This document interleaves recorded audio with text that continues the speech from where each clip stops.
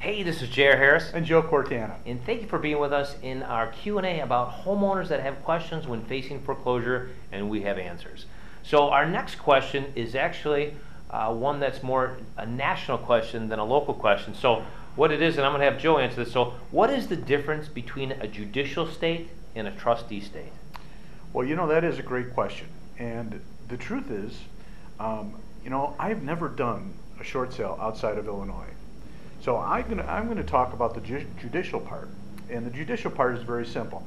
In Illinois, to start a foreclosure, the bank basically has to do a lawsuit or a lis pendens and sue you in the judicial system. So you will go to court, and that is what kicks off is started by a lawsuit. Okay, and so how does this differ for a trustee state? Trustee state, actually, funny you say that you've never done one. And one of the first short sales I did was in a trustee state, which happened to be Arizona. It was a house that I owned out there. That, good luck in me, started my career in short sales doing my own. But the trustee state's a little bit different. There's no courts that have to be involved. The homeowner just needs to be notified, and they can kind of push forward with it. It's just more of a, they call you, you call them, more of a regular trustee basis kind of situation, meaning that the bank in a judicial basis is more of the trustee with their attorneys.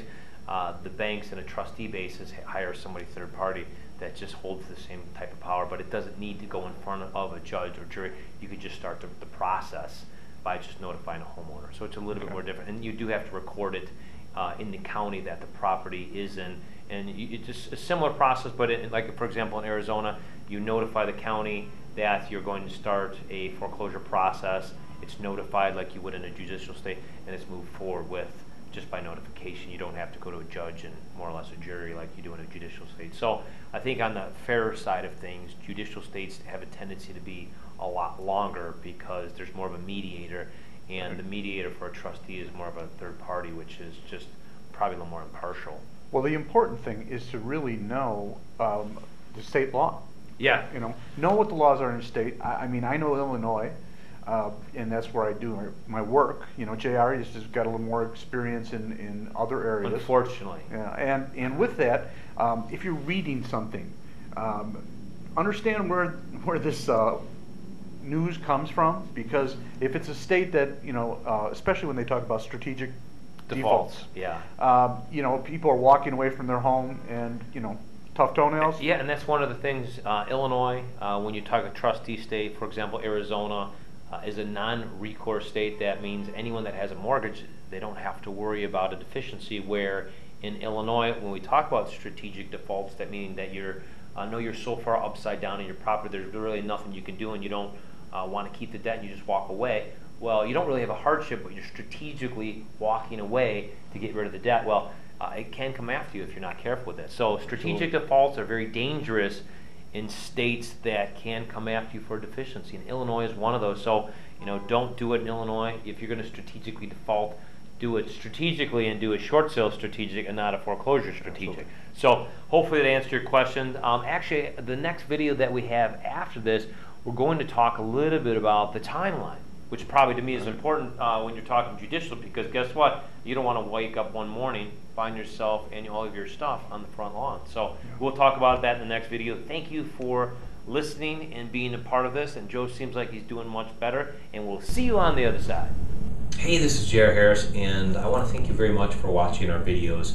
One of the most important parts is the reason we did these videos is to take action and make things better than what they were yesterday, especially when you're facing foreclosure. So what we've done is we've put together what we call our home health analysis. This is the next step in the game here. So what that is that we have put together a series of questions to ask homeowners just like yourself the most important and exact questions you need to have answered in order to move forward and find financial freedom. So what I want you to do right now is I want you to go to www.homehealthanalysis.com, put your email and name in there, and take this quiz. This quiz is going to give you the exact roadmap of what to do and where to go next when facing foreclosure. There's about 17 questions. It should take you no more than 3 minutes, 180 seconds at most, and find out exactly what you need to know for your specific situation. Every situation is different, every person is different, every home is different, so I want to make sure that you know exactly what to do next. So we'll go to www.homehealthanalysis.com and take your questionnaire today. These questions that have been specifically made to make sure that you know exactly what to do. Now, here's the biggest thing is that 85% of homeowners find themselves in foreclosure and they do nothing at all. So the first thing that you need to do is you need some answers and some direction on where to go next and what to do next. And more importantly, big banks right now aren't giving you the answers that you need because it's not about you. It's about them losing money, and they don't care enough about you to ask you the right questions. They ask you the questions that work for them, not the questions that work for you. So again, I need you to go right now to homehealthanalysis.com.